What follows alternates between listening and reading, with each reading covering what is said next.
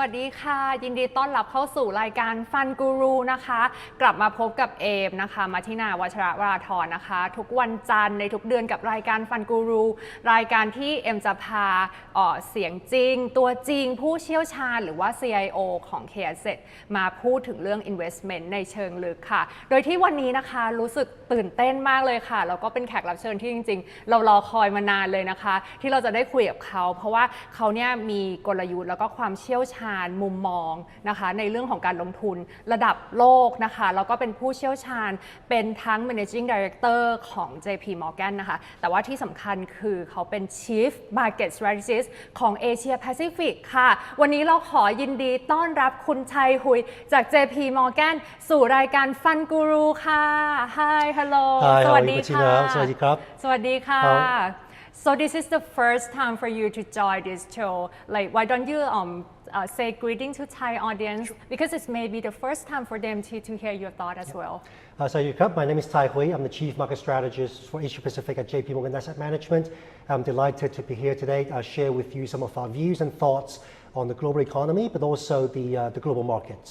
โอเคค่ะก็คุณไทยหุยเนี่ยเป็นตัวจริงเสียงจริงแล้วก็เป็นผู้กำหนดกลยุทธ์มุมมองการลงทุนของ J.P.Morgan นะคะแล้วก็วันนี้คุณชัยบินมาจากฮ่องกงค่ะเพื่อที่จะมาคุยเรื่องมุมมองการลงทุนกับ KAsset ค่ะเพราะฉะนั้นวันนี้เนี่ยคำถามจะเป็นคำถามที่แบบธรรมดาคำถาม generic คำถามมุมมองการลงทุนไม่ได้เลยนะคะวันนี้เนี่ยเอ็มก็เลยเตรียมคำถามที่เป็นคำถามที่อยู่ในใจนักลงทุน5คำถามเน้นๆค่ะว่านักลงทุนตอนนี้แบบโอ้โหเดือดร้อนเรื่องอะไรอยากจะรู้เรื่องอะไรทำไมไม่ยอมลงทุนสักทีนะคะเพราะฉะนั้นโดยที่ไม่เสียเวลานะคะไปที่คำถามแรกเลยค่ะ so the first question so these are the 5 questions like burning question in their heart they don't want to invest because of they fear they want to know first 5 questions first so the first one will we ever have a recession in the US and if we don't have does this clear the way for investor to finally can all in or invest in equities market but given that valuation is quite high yeah I think in 2024 we're still expecting modest growth in the US economy if you look at some of the data for example the first chart we have here you can see that consumer spending continues to be very strong. That's well supported by a very low unemployment rate and also a decent income growth. So from that perspective, I think the risk of a recession continues to be quite small. And at the same time, you see on the right-hand side, a corporate investment is also in pretty good shape. So I think, yes, it's always worth considering the risk of a recession, but from a lot of the macroeconomic indicators that we see right now, I think it's okay. From an investment perspective, I would still argue that there's a lot of good news to come for the US equity markets. We've seen the possibility of the Federal Reserve cutting rates later this year, which is usually good for equities. And at the same time, corporate earnings growth is still being held up reasonably well. So from that perspective, I would argue that there's still a very strong case to be investing in US equities. But of course, as always, when we think about investment, we have to be well diversified both across asset classes, but also across geography. Yeah, thank you for the first question. เอ็มถามเขาอย่างนี้ค่ะคือตอนแรกเนี่ยเราในฐานะนักลงทุนไทยลงทุน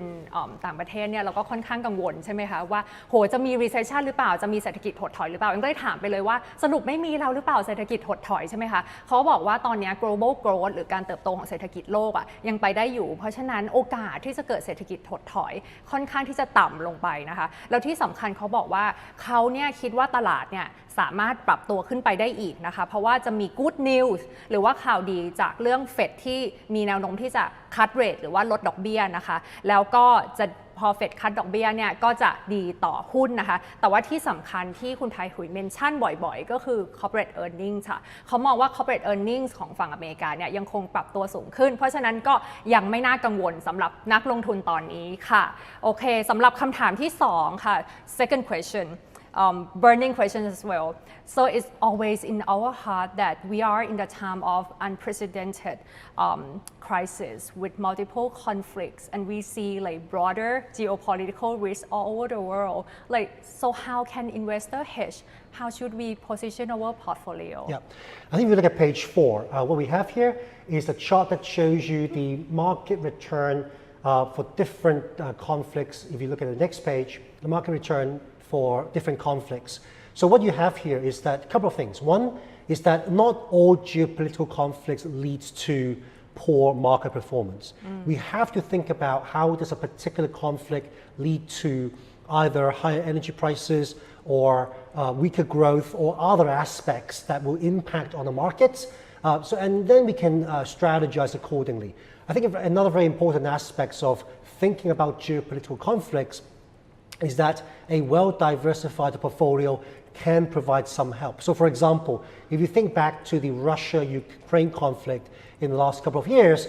energy prices, commodity prices have done actually quite well in this environment. So I think, not thinking about opportunities, but certainly in terms of risk management, again, a well-diversified portfolio is helpful. But again, not just in terms of stocks and bonds, but also in different markets, for example, in the US, in Europe, in Asia, in other emerging markets where there are no conflicts or the conflict impact is much smaller. I do think there are interesting opportunities and again, ability to protect ourselves from uncertainties.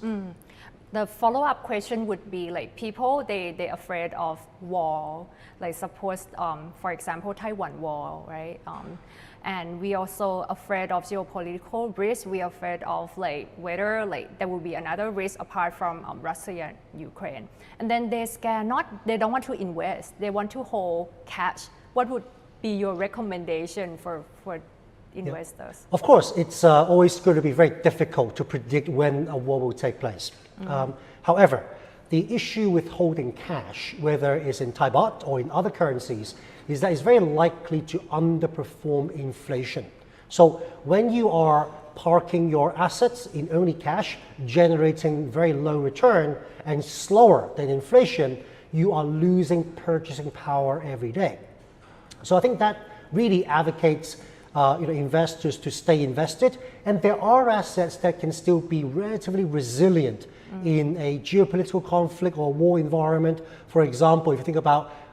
developed market government bonds, that typically it's more stable in a more volatile geopolitical environment. So I think there are many options, better assets that we can be looking into that will outperform cash even in a geopolitical tension rising environment. Okay, thank you. ถามคำถามที่จริงๆเป็น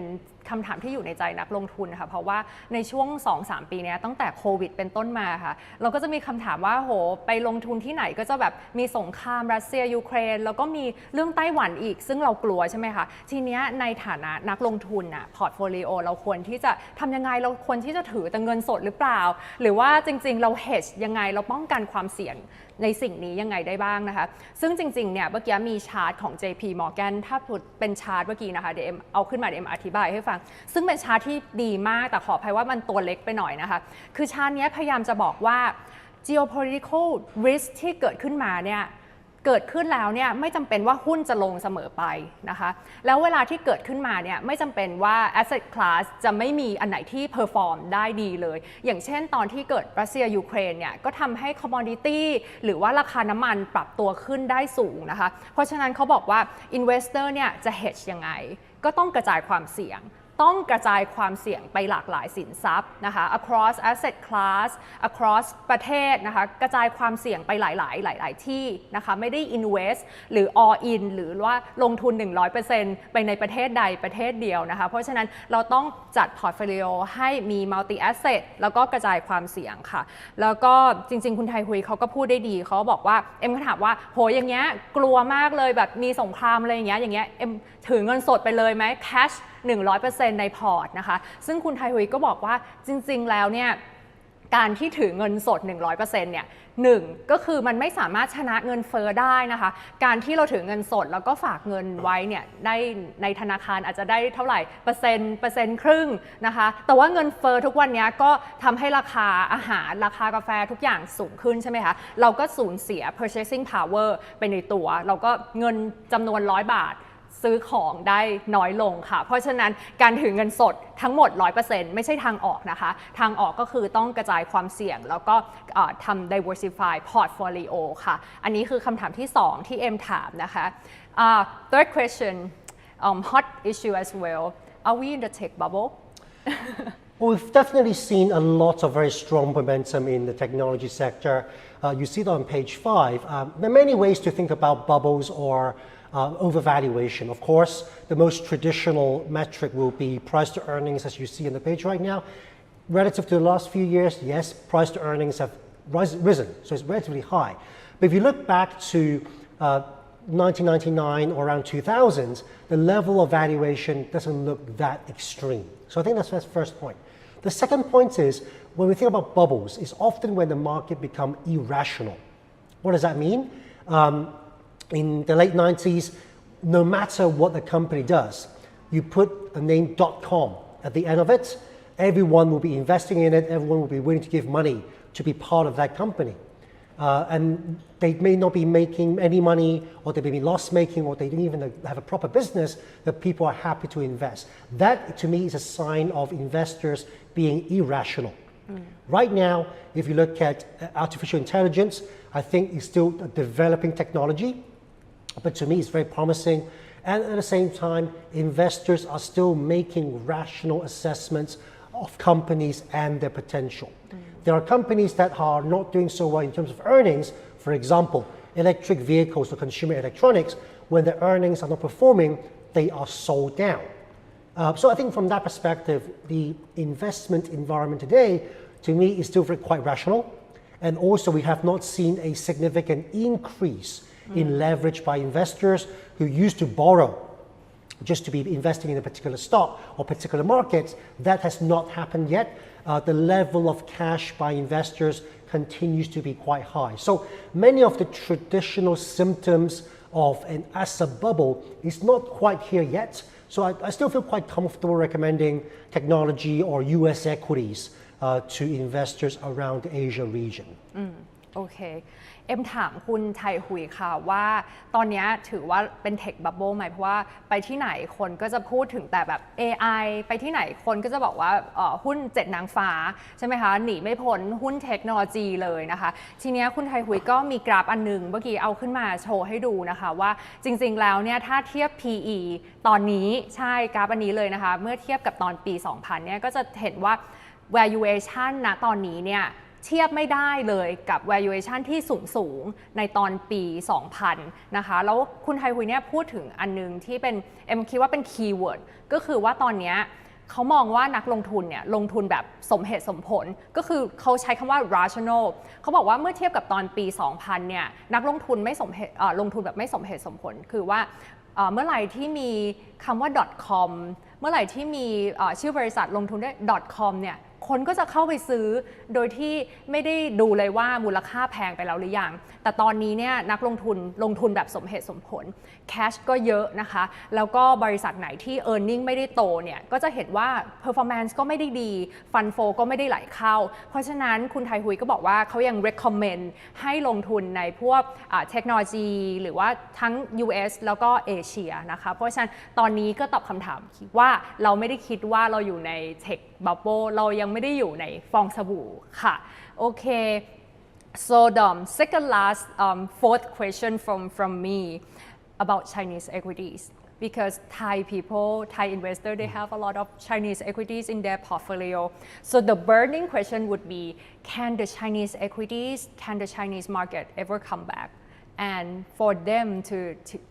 for the market to come back, what is the requirement? It's not just Thai investors, but investors around Asia, around the world. Many of them have had not so great experience with Chinese equities in the past few years. I think the key here is a couple of things. If you look back to the last 3 to 4 years, we've had a lot of regulatory reform with the tech sector in 2021. We've had the COVID lockdown in 2022. We've had the real estate market correction really started last year. So I think for that to improve or for the Chinese market to turn around, we need two things. The first thing is that we need to see the real estate market improve and stabilize. And the government has put in a lot of policies to boost the market, but confidence at this point is still relatively weak because many investors expect property prices to still fall, at least for the near term. So that's going to take some time. The second part is business confidence is still a little weak. Again, all the uncertainties that I've mentioned earlier on, policy changes, it means that CEOs or business leaders or entrepreneurs, they want to wait a little bit more before they start investing once again. So from our perspective, I think two things that will provide a better outlook for Chinese market. One is the stabilization of the real estate sector. Number two is corporate investment accelerating again. This may not happen in the near term. This might wait a little bit longer. However, it is worth also thinking about the Chinese markets. Not every stock is down. If you look back to the last 12, 18 months, some of the more traditional sectors like banks, like telecommunication, like energy, some of the more high dividend stocks, they've actually done okay. So to me, it's about finding the right sector and the right balance when it comes to China. Sure, the tech sector is still going to be under some pressure in the near term, but there are still sectors or areas where the Chinese market is doing reasonably well. So it's about finding the right place at the right time. Yeah, so I got a lot of questions related to Chinese equities market, right? Like Thai investor, they're trying to pick the bottom, trying to fish, how to say, find bottom the fish, fishing. Bottom fishing. And then like, what is your recommendation? Do you think that at this moment is the right time to do tactical call? I think there are some good reasons to be more tactical on China right now. Valuation is incredibly cheap. So I think that we've seen in February, especially with the support of so-called a national team, the onshore market has actually done quite well. So from that perspective, tactical investors may find opportunities in China right now. But at the same time, when we think about investing, it's not just about the short-term speculation, but also the long-term prospects, the strategic opportunities in China. From a macro perspective, we need the property market, as I mentioned earlier, and business investment to improve. But at the same time, we do see a number of sectors, for example, mass market consumer goods, for example, the upstream of electric vehicles, the battery makers, the component makers, some of the import substitution in technology. I think there are areas where we're seeing structural growth in China, but it does require a lot more work on picking the right stocks as well as picking the right sector. Okay. คือเอ็มก็ถามคุณไทยหุยค่ะเรื่องหุ้นจีนตลาดจีนซึ่งเป็นฮอตท็อปิกในตอนนี้แล้วก็เอ็มเข้าใจว่านักลงทุนเนี่ยก็แบบพยายามหาจุดต่ำสุดเพื่อที่อาจจะถัวเฉลี่ยหรือว่าแบบซื้อเพิ่มนะคะทีนี้เราก็เลยถามมุมมองจาก JP นะคะคือเขาก็บอกว่าจีนเนี่ยจริงๆ go through หลาย process ตั้งแต่ tech regulation ใช่ไหมคะปี 2021 แล้วก็เจอตัวล็อกดาวน์นะคะแล้วก็เจอ real estateอีกรอบหนึ่ง real estate regulation นะคะมันก็เลยทำให้หุ้นจีนเนี่ยปรับตัวลง3ปีติดแล้วก็ยังเหมือนกับเรากำลังลุ้นว่ามีท่าทีที่จะฟื้นขึ้นมาได้ไหมนะคะทีนี้เอ็มก็เลยถามว่าอย่างเงี้ยเราสามารถเข้าไปทำเหมือนเข้าไปเป็น tactical call ได้ไหมเข้าไปหาปลาได้ไหมหรือว่าเข้าไปถัวเฉลี่ยในตลาดตอนนี้ได้ไหมคุณไทยคุยก็บอกว่าได้เป็นไปได้นะคะทำ tactical call ได้แต่ว่ามันจะเป็นคล้ายๆ speculation ในระยะสั้นเพราะเขาบอกว่าการที่ตลาดหุ้นจีนจะปรับตัวขึ้นจริงๆเนี่ยต้องใช้2อย่างด้วยกันก็คือ1เรื่อง real estate นะคะราคาบ้านจะต้องปรับเพิ่มขึ้นหรือว่าจะต้องเห็นว่าราคาบ้านหยุดลงแล้วนะคะเพราะว่าตอนนี้พอราคาบ้านยังปรับตัวลงอยู่ผู้บริโภคความเชื่อมั่นของผู้บริโภคก็ยังคงอ่อนแอนะคะอันที่2ก็คือ business confidence นะคะตอนนี้เจ้าของธุรกิจเนี่ยเลือกที่จะรอเลือกที่จะไม่ได้ลงทุนนะคะก็เลยทำให้ตอนนี้ไม่ได้เศรษฐกิจภายในจีนเนี่ยไม่ได้คึกคักเพราะว่าเจ้าของธุรกิจก็รอไม่มีการลงทุนมันก็เหมือนกับไม่มี capex cycle เกิดขึ้นนะคะเพราะฉะนั้นทำให้เศรษฐกิจเนี่ยยังฟื้นไม่ได้ในระยะยาวนะคะเพราะฉะนั้นคุณไทยหุยก็บอกว่าถ้าเป็น long term investor เป็นนักลงทุนระยะยาวเนี่ยเขาอาจที่จะเลือกที่จะรอไว้ก่อนที่จะเข้าไปbottom fishing ในตลาดจีนตอนนี้ค่ะโอเคค่ะ last question from the audience and Thai investor because Thai investor they familiar with investing in gold right? So just want to know your outlook for gold and also oil as an alternative investment. Sure. For the first time in a long while, I'm starting to become much more bullish on gold for a number of reasons. If you look at page 9 or chart 9 of the charts, there are two reasons. Number one is on the left-hand side, you see that when interest rates start to fall, gold prices usually performs quite well because ultimately gold does not provide any interest or income. So when cash returns start to come down, gold price is usually well supported. So as we expect the Federal Reserve and other central banks to start cutting rates later this year, that will start to become much more favorable for gold. That's the first thing. The second thing on the right-hand side, you see that many central banks, especially in emerging markets, they've started to invest more in gold when it comes to their foreign exchange reserves. Maybe they want to diversify the reserve composition. So there's a strong demand for physical gold or actual gold from central banks, but also from investors in China. I mean, you mentioned earlier that the Chinese market has been disappointing. Many Chinese investors want to invest in gold as a way to preserve their wealth. We've got consumers in India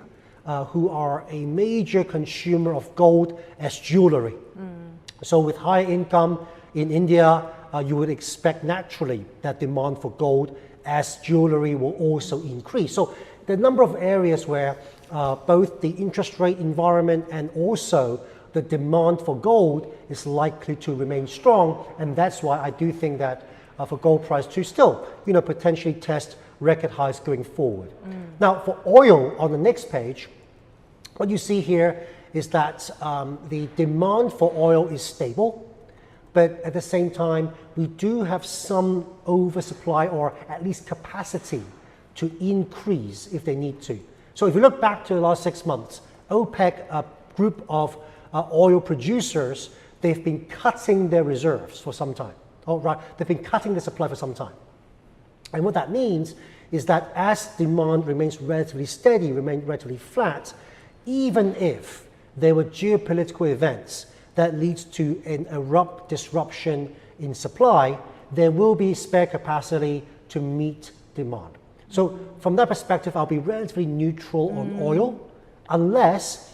the situation in the Middle East, especially if Iran becomes more involved in the current geopolitical conflict, that could create some upside surprises to energy prices, oil prices. But if we don't get that, if Iran remains relatively calm, I do think that we are most likely to see oil price ranging between $75 to $80 per barrel. น่าสนใจมากเลยค่ะนักลงทุนอันเนี้ยเอ็มก็ได้เรียนรู้เพราะว่าไม่ได้เคยถามคุณชัยคุยเรื่องโกลกับออยค่ะก็จริงๆทองเนี่ยคือคุณไทยบอกว่ามุมมองของ JP คือเขาเนี่ย start to bullish มากขึ้นสำหรับทองคำเพราะว่าถ้าดูหน้าเมื่อกี้นะดอกเบี้ยเนี่ยนะคะเวลาที่ดอกเบี้ยกำลังคัดเนี่ยนักลงทุนจะเห็นเลยว่าทองเนี่ยมันจะปรับตัวขึ้นนะคะถ้าสมมติว่าเฟดลดดอกเบี้ยนะคะแล้วก็ตัว real interest rate เนี่ยreal interest rate เนี่ยก็คือจะสีส้มนะคะปรับตัวลงเนี่ยจะเห็นเลยว่าทองเนี่ยที่สีเทาๆเนี่ยราคาทองจะปรับตัวขึ้นนะคะอันนี้เป็นชาร์ตที่ดีมากแล้วก็นักลงทุนสามารถเอาไปใช้ได้เลยนะ capture and use ได้เลยนะคะก็คือว่าเนี่ยมันเป็นเหตุผลว่าเขามองว่าดอกเบี้ยเดี๋ยวกำลังจะปรับตัวลดลง real interest rate ลดลงนะคะเราก็จะเป็นผลดีกับทองคำนะคะเหตุผลที่2ว่าทำไมเขาถึงเริ่มที่จะ bullish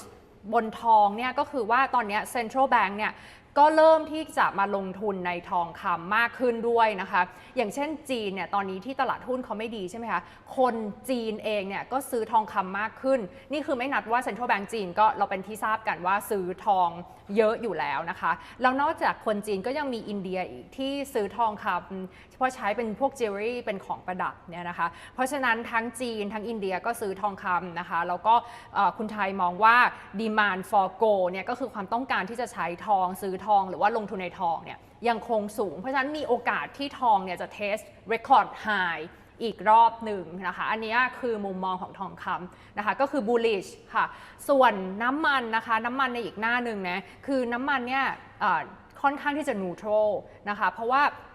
ค คุณไทฮุยอธิบายแบบนี้ซึ่งเอ็มคิดว่าดีมากเอ็มไม่เคยคิดถึงน้ำมันในแง่นี้ก็คือว่าจริงๆแล้วที่ผ่านมาเนี่ยใน OPEC เนี่ยก็มีการลดการผลิตคือ cut supply ไปเยอะนะคะแล้วก็เขา cut supply ใช่ไหมคะเพื่อที่จะ maintain ราคาน้ำมันทีเนี้ยคุณไทฮุยก็มองว่าเขา cut supply แต่ว่าดีมานด์มันยังคงที่ดีมานด์มันไม่ได้ชะลอตัวไปมากกว่านี้เพราะเศรษฐกิจโลกกำลังฝืนใช่ไหมคะเพราะฉะนั้นถ้าสมมติว่าเกิดมีอะไรขึ้นมาเนี่ยจริงๆเนี่ยฝั่ง OPEC ยังมี spare capacity เหลือนะคะสามารถเพิ่มกำลังการผลิตได้เพราะฉะนั้นถ้าสมมติดีมานด์มันกลับมาซัพพลายก็สามารถกลับมาได้นะคะก็ไม่ได้ทำให้ราคาขึ้นมากสักเท่าไหร่เพราะฉะนั้นคุณไทยเนี่ยก็มองว่าราคาน้ำมันจะอยู่ที่75ถึง80เหรียญนะคะ75 to 80 barrel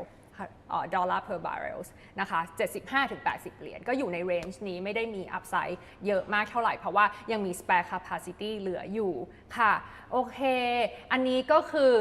5คำถามที่อยู่ในใจนักลงทุนนะคะแล้วก็เป็นสิ่งที่เราอยากรู้กันมากๆก่อนที่จะลงทุนเพราะตอนแรกเราก็กลัวใช่ไหมเรากลัวทั้งเรื่อง geopolitical risk นะคะเรากลัวว่าจะเกิด recession ไหมเรากลัวเรื่องเงินเฟ้อเรากลัวเรื่องว่าแล้วอย่างเงี้ยเราควรจะไปลงทุนในอะไรดีทองดีไหมน้ำมันดีไหมทุกวันนี้5คำถามก็เป็นคำตอบทั้งหมดนะคะสุดท้าย finally I'm done with all my questions but just want you to say something to Thai investor maybe like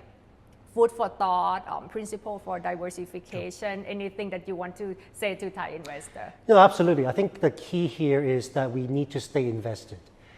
We still have some inflation in the economy, and at the same time, cash return continues to be quite low. So, we need to find ways to at least, first of all, beat inflation, and then secondly, to really make our way to progress towards what we're investing for. It could be for your retirement, it could be for your education, it could be getting a new car, getting a new home. All of these requires us to think about how we make our money work a little bit harder. And I think, Martina, you asked a lot of great questions about uncertainties and risks that we have in the economy. We have our view,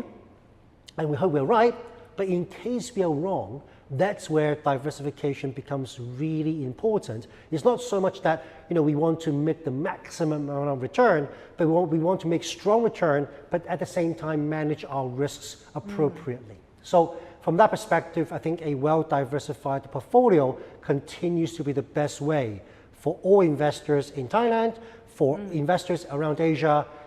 to, again, progress towards their financial goals. ดีมากเลยค่ะจริงๆที่คุณไทยหุยพูดไว้เนี่ยจริงๆก็เป็นสิ่งที่ KAsset พูดมาตลอดก็คือ diversification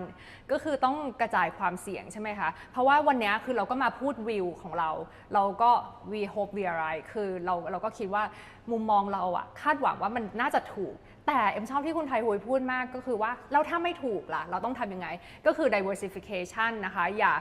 มี high conviction ในไอเดียใดไอเดียหนึ่งเน้นการกระจายความเสี่ยงไปหลากหลายสินทรัพย์ไปหลากหลายประเทศนะคะแล้วก็คิดถึงการลงทุนให้มากๆนะคะเพราะว่ามันเป็น hard earned money ใช่ไหมคะมันเป็นเงินที่เราหามาด้วยความยากลำบากเพราะฉะนั้นการที่เอาเงินไปลงทุนอะไรเนี่ยก็ต้องกระจายความเสี่ยงแล้วก็